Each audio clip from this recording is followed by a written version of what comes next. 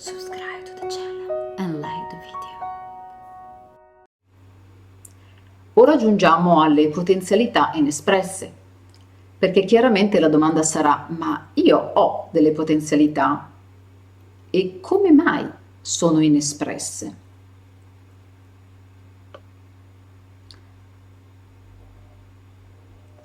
Ho citato soltanto pochi elementi, ma possono essere tanti altri, li ho raggruppati un po'.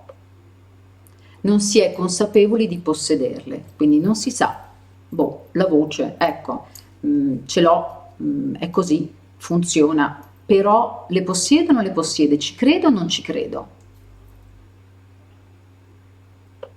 Oppure si ignora la possibilità di migliorarle e quindi non si sa nuovamente che si possono migliorare. Non solo prima abbiamo visto che forse non si sa di averle, ma poi si ignora la possibilità di migliorarle. Negli US si dice take for granted, quindi lo diamo per scontato, abbiamo una voce, tante volte mi dicono beh, io ho la voce, funziona, va bene così, ognuno di noi ce l'ha, la mia non è bella oppure potrebbe essere più bella. No, voi dovete immaginare la voce non solo come un'orchestra, ma molto di più di un'orchestra, con dei suoni che non sono nemmeno musicalmente rappresentabili oggi, forse in futuro. Questa è la voce. Non si trova la guida adatta a farle fiorire, questo è un elemento importantissimo. Ricevo oltre 200 email al giorno di persone veramente colpite dal fatto che hanno studiato, lavorato, si sono impegnate, hanno fatto molta tecnica vocale, però la frase tipica che mi dicono è: non la riconosco, non sono riuscita a farla fiorire, questa voce non mi rappresenta e quando mi registro non sono io. Oppure, come in questo momento, quando faccio un video, un webinar o chi fa YouTube, non mi rappresenta, non c'è, non sono presente. L'altro giorno stavo facendo una lezione, si parlava proprio di preparare una presentazione a livello cognitivo vocale e io ho detto allo studente in questione: presentazione, purché sia fatta bene, bisogna essere presenti. Lo ripeto perché sembra facile: presenti. Ecco, una brava guida, una guida allineata, soprattutto una guida esperta, bisogna veramente comprendere tantissime sfumature, può far fiorire la vostra voce, ma portarla ad un livello veramente inimmaginabile e con essa la vostra vita. E poi può succedere che si è già convinti di avere raggiunto il massimo, quindi ecco, io oltre quello non vado e quindi non mi lancio, non continuo, non persisto, no. Nonostante 30-35 anni di questa esperienza, non mi basta mai. Giro per il mondo e scopro costantemente nuove vibrazioni vocali, nuove frequenze, incredibili, sottili, impercettibili, ma essenziali. La voce. Stiamo parlando della voce. Come valutare oggettivamente le proprie potenzialità di espressione vocale? Vi sarà arrivato, no? Come faccio? Bene, io ho voluto mettere questa bellissima valutazione: 1 stella, 2 stelle, 3 stelle, 4 stelle, 5 stelle. Ovviamente ci tengo a dire che solo una guida da 5 stelle vi può portare forse a 5 stelle se siete bravissimi, ma una guida da 3 stelle non vi porterà mai a 5 stelle. Quindi professionismo al primo posto. E una guida che è in grado di portarvi là sa vedere tutte le vostre potenzialità in modo oggettivo, ok? Però spesso ci si dimentica che l'organo di fonazione più importante è l'orecchio. Sono tornata a tutto schermo, perché? Perché voglio dare all'orecchio il giusto valore che ha. Ora soprattutto che stiamo iniziando a vivere un'epoca che sta tornando agli audio, ai podcast, agli ascolti, e quindi chiedo a tutti voi di fare un piccolissimo e semplicissimo esercizio, molto semplice ma molto importante. Dedichiamo un attimo di totale silenzio, quindi ognuno di voi stia in silenzio per cortesia e lasci che l'orecchio non senta nulla e si possa ripulire per un attimo insieme a me.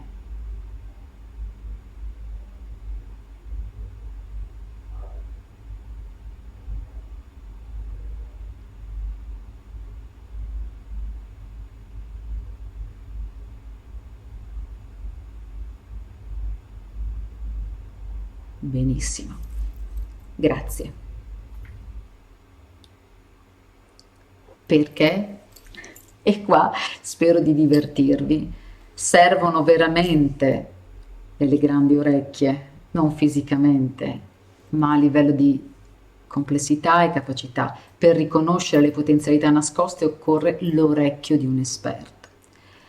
A volte dicono che ho le orecchie come questo cagnolino oppure come la donna bionica. Percezioni incredibili. Infatti, il primo step che faccio con ognuno dei miei clienti è un voice assessment, quindi una valutazione vocale iniziale nel quale le mie orecchie si aprono completamente e ascoltano ogni singolo dettaglio della voce della persona che mi ha contattato.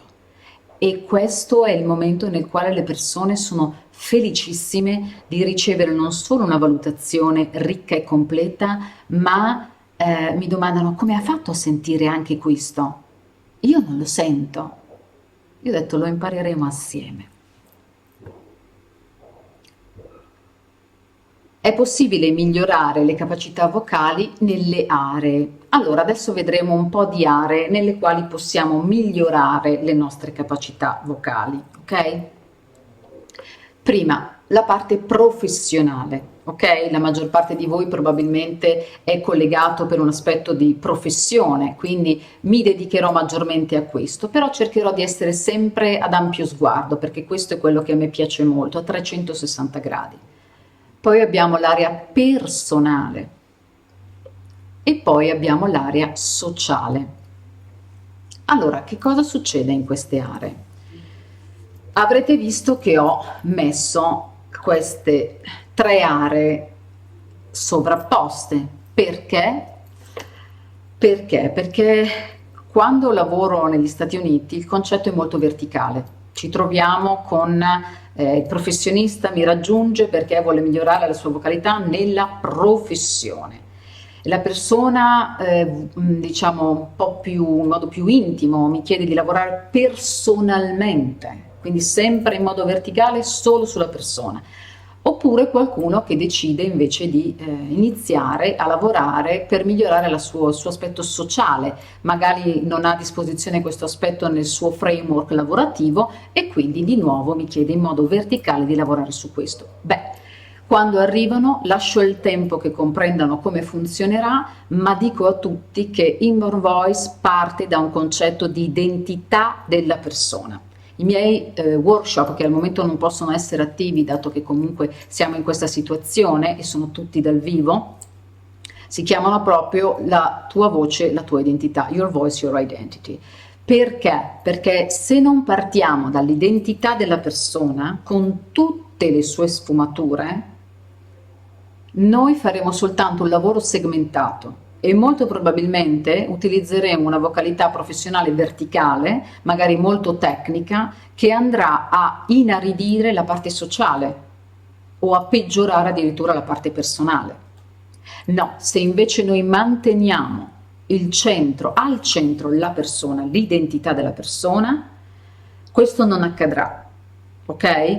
Questo farà sì che la persona si completerà e non solo migliorerà a livello professionale, ma migliorerà a livello sociale nello stesso tempo, nello stesso percorso che faremo insieme e personale, perché molte persone mi chiedono voglio lavorare soltanto personalmente.